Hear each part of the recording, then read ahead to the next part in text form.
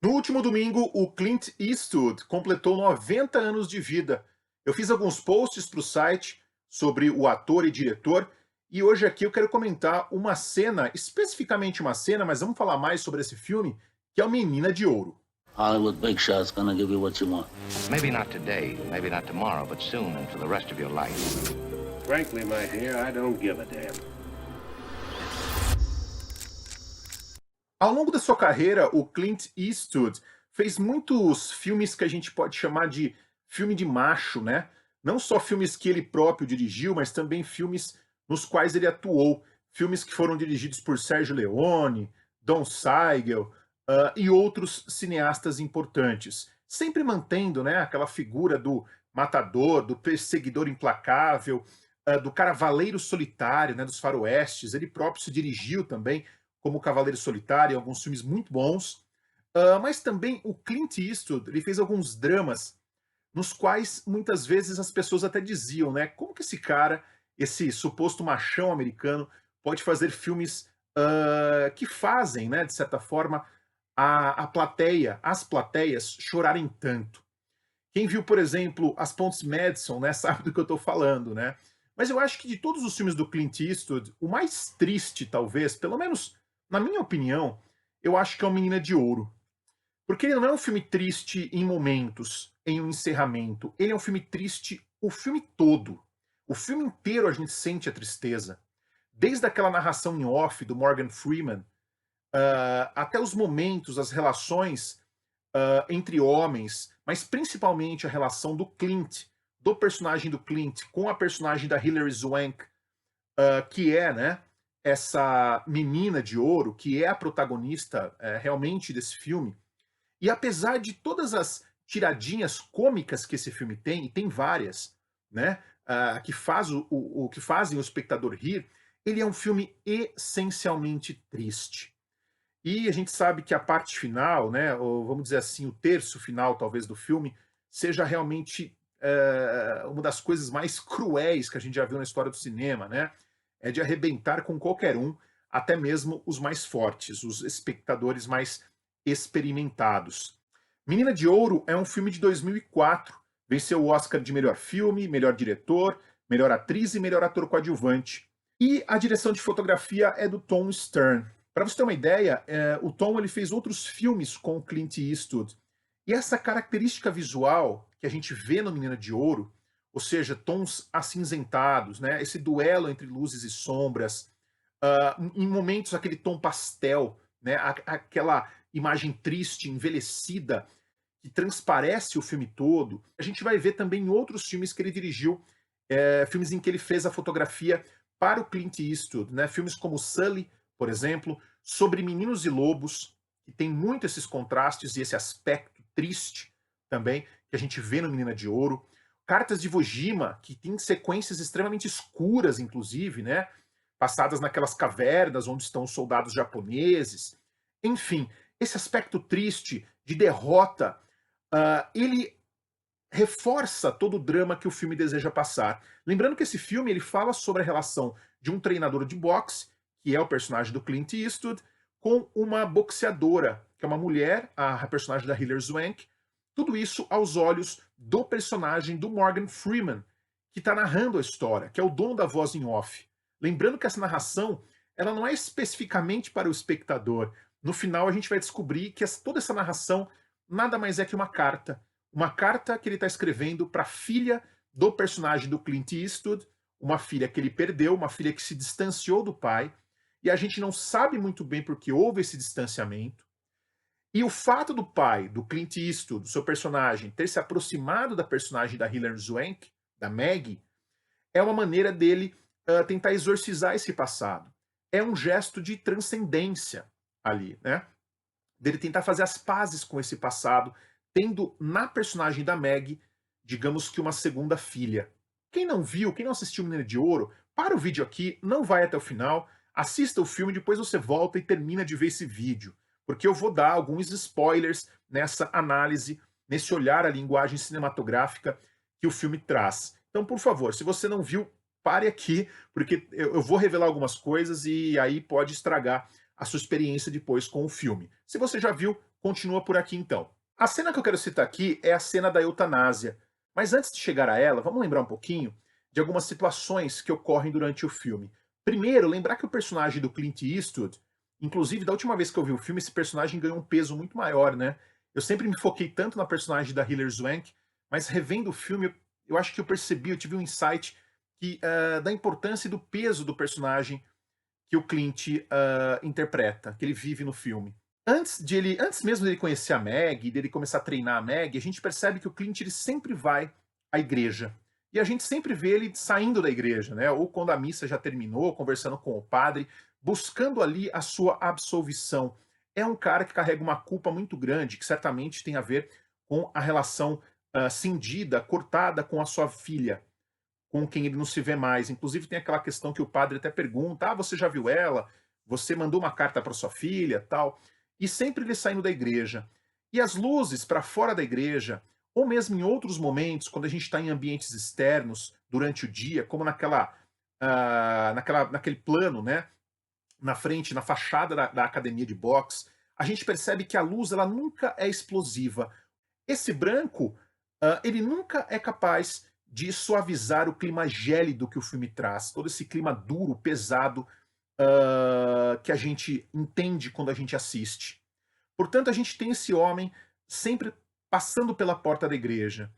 Depois, em um outro momento muito importante do filme, a gente vai ver o Clint Eastwood indo conversar com a Meg. É uma cena passada de noite, ela está treinando, a academia já está fechada, e vai ter um diálogo importante entre os dois. Possivelmente o primeiro ponto, o ponto de virada do filme, né? Digamos que o primeiro ponto importante de virada do filme ocorre nessa cena, quando ele aceita treiná-la. E ali a gente percebe que a luz ela está colocada sobre aqueles pequeno saco de pancada ali, não sei como é o nome que a gente daria aquilo.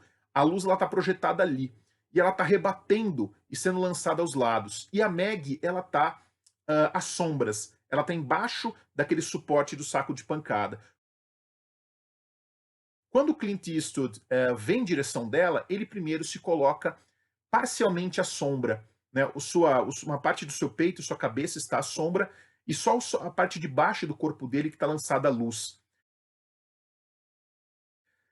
E depois ele caminha até ela e a gente vai ver uma sequência ali toda praticamente feita com luz rebatida, né? Não, a luz não está diretamente neles. A gente está vendo a luz que está rebatendo na parede e que está sendo lançada aqueles rostos. Nunca uma luz direta, reforçando essa ideia do filme às sombras, dos personagens às sombras, tentando buscar algo. Se a gente voltar um pouquinho atrás, eu vou retroceder um pouco, vamos lembrar que a primeira aparição da Meg no filme, ela também sai das sombras, como se ela estivesse buscando uma posição na luz. Ou seja, ela quer ser uma lutadora, ela quer ser uma campeã. E ela consegue, né? Ou quase. E também naquela cena em que o Morgan Freeman, que ajuda o Clint Eastwood na academia e que é cego de um olho, ele caminha em direção a Hilary Swank também, a Meg. E ele fica numa posição muito parecida com a do Clint Eastwood depois, né? Ou seja, o rosto e uma parte aqui do tronco às sombras, naquela mesma posição, e depois indo a ela e indo também em direção à luz. E todo esse clima frio, triste, acinzentado que a fotografia nos fornece, vai perdurar até o encerramento do filme. Em alguns momentos a gente vê que a obra, o Clint Eastwood, né, e o seu diretor de fotografia, o Tom Stern, eles até lançam algumas outras cores ali. A gente tem o uso do verde, por exemplo, na roupa, né, no macacão ali da lutadora, né, daquele roupão que ela entra no ringue de boxe. Mas parece muitas vezes que aquilo ali nada mais é do que uma exceção, que o filme persegue realmente outros tons. E assim será até o seu encerramento. E assim será também nessa sequência que eu vou comentar aqui, que é a sequência da eutanásia.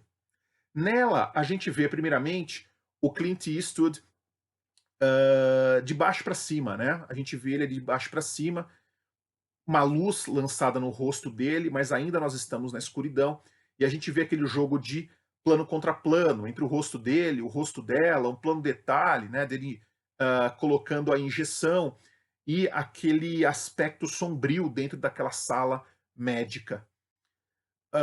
e aquele rosto daquele homem dividido. Na igreja, um pouco antes, a gente também viu, né, ele com o rosto dividido pelas luzes, pouca luz dentro da igreja. Eu falava aqui que ele sempre aparece fora da igreja, depois a gente vai ver uma sequência dele dentro da igreja, tentando se resolver consigo mesmo, tentando vencer a sua culpa e talvez praticar aquele ato de eutanásia, o que para ele, sem dúvida nenhuma, é muito pesado.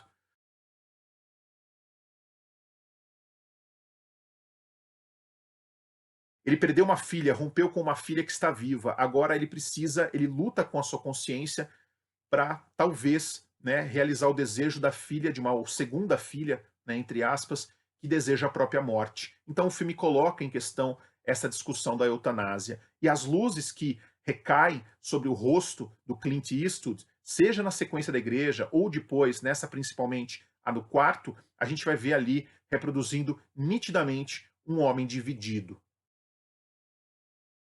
E é incrível, nesse filme que a gente percebe que esse homem que está caminhando, né, entre as sombras, ou mais as sombras do que na claridade, depois que ele pratica a eutanásia, segundo o desejo da Meg, ele sai do quarto e essa cena eu acho espetacular, né? Ele vai até a porta, ele olha do seu lado esquerdo e ele observa um ponto de luz, né? O ponto de luz está distante dele, está um pouco mais longe. Ele está às sombras e depois ele percorre o corredor que em quase, né, em sua totalidade está às sombras. Só o ponto final, a abertura, a porta, onde a gente vai encontrar a luz. Aí a gente pode fazer algumas interpretações também, né? O cara que caminha entre as sombras está indo em direção à luz, até porque é a última aparição dele no filme. E talvez ali ele tenha encontrado, né, essa transcendência, né, justamente em um ato de morte, né, em um ato, claro, né, era o desejo dela, mas ele teve que praticar aquele ato para que ele fizesse as pazes consigo mesmo, para que ele não, né, não vivesse mais com o peso de ter uma filha com a qual ele tivesse de romper com ela, com a qual ele não pudesse dar o que essa filha deseja. E no caso, o que essa filha, nova filha deseja é a própria morte. Então isso é muito pesado. E é interessante notar que depois que ele olha para a luz, mas continua na escuridão, ele sai do campo, ele vai para fora do campo, a câmera ela vai se movimentar um pouco e a gente vai ver a Meg já morta dentro do quarto e a luz não está mais sobre ela, né? A luz está ao lado dela. Como se a luz, né, tivesse saído, ela já está às sombras, ela já está morta. Desde a chegada ao hospital até a saída, toda essa sequência é espetacular, né? Tudo construído às sombras, em um clima pesado, em um clima duro. Eu adoro esse filme, mas eu confesso que eu não vejo muito porque ele é tão triste que realmente fica difícil assistir várias vezes, ainda que a gente já saiba do encerramento. Vamos lembrar de novo aqui, só uma questão que eu acho interessante, que eu me peguei pensando também, dessa última vez que eu vi.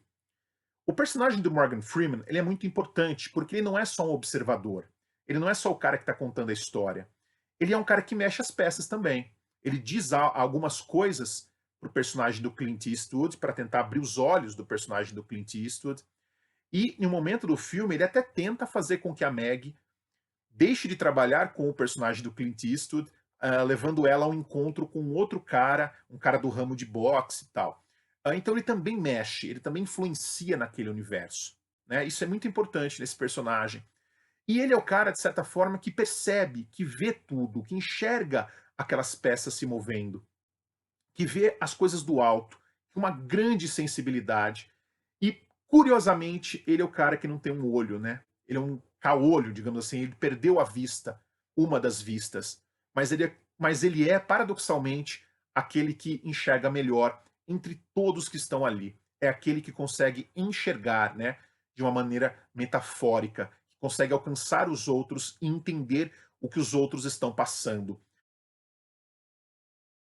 Quem não viu, veja Menina de Ouro, que eu comentei aqui hoje no canal, no YouTube do Palavras de Cinema. Se você não conhecia o canal, se você gosta de cinema, siga o canal. Toda semana eu coloco um vídeo novo e toda semana eu estou propondo aqui uma discussão, um olhar a respeito da sétima arte, a respeito da linguagem cinematográfica, trazendo filmografias, e falando, claro, sempre de cinema. Semana que vem eu volto com mais filmes. Um grande abraço. Tchau.